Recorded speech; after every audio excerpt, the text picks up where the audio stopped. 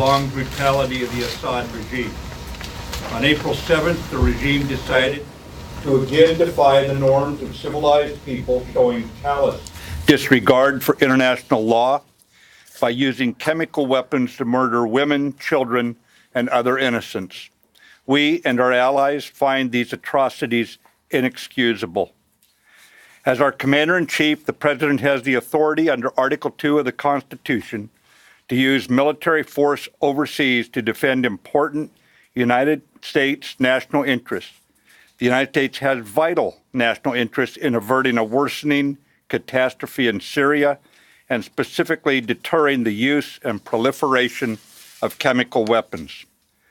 Last year, in response to a chemical weapons attack against civilians and to signal the regime to cease chemical weapons use, we targeted the military base from which the weapons were delivered. Earlier today, President Trump directed the U.S. military to conduct operations in consonance with our allies to destroy the Syrian regime's chemical weapons research, development, and production capability.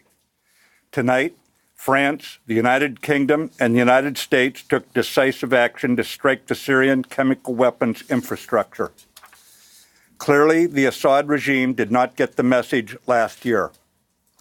This time, our allies and we have struck harder.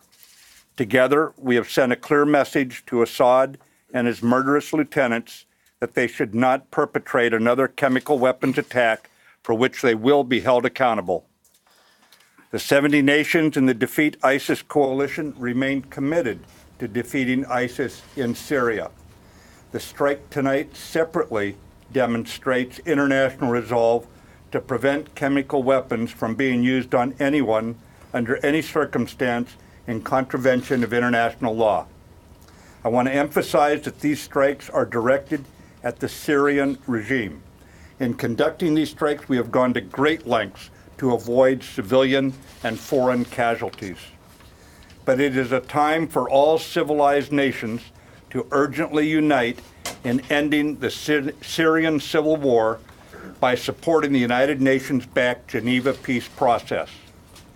In accordance with the Chemical Weapons Convention prohibiting the use of such weapons, we urge responsible nations to condemn the Assad regime and to join us in our firm resolve to prevent chemical weapons from being used again. General Dunford will provide a military update. Hey, good evening. I'm joined by our French attaché, Brigadier General Montague, and our British attaché, Air Vice Marshal Gavin Parker. Secretary Mattis has just outlined the policy and legal framework for tonight's strike in Syria. I'll address the strike from the military dimension. At 9 p.m. Eastern Standard Time, French, British, and U.S. forces struck targets in Syria in support of President Trump's objective to deter the future use of chemical weapons. Our forces were integrated throughout the planning and execution of the operation. The targets that were struck and destroyed were specifically associated with the Syrian regime's chemical weapons program. We also selected targets that would minimize the risk to innocent civilians. The first target was a scientific research center located in the greater Damascus area. This military facility was a Syrian center for the research, development, production, and testing of chemical and biological warfare technology. The second target was a chemical weapons storage facility west of Homs. We assessed that this was the primary location of Syrian sarin and precursor production equipment. The third target, which was in the vicinity of the second target, contained both a chemical weapons equipment storage facility and an important command post. U.S., British, and French naval and air forces were involved in the operation, and for reasons of operational security, I won't be more specific this evening. Before we take questions, I'd like to address how this evening's strike were qualitatively and quantitatively different than 2017.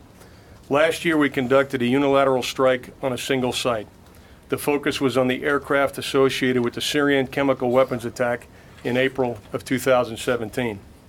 This evening, we conducted strikes with two allies on multiple sites that will result in a long-term degradation of Syria's capability to research, develop, and employ chemical and biological weapons. Important infrastructure was destroyed, which will result in a setback for the Syrian regime. They will lose years of research and development data, specialized equipment, and expensive chemical weapons precursors. The strike was not only a strong message to the regime that their actions were inexcusable, but it also inflicted maximum damage without unnecessary risk to innocent civilians. And with that, the Secretary and I would be glad to take your questions.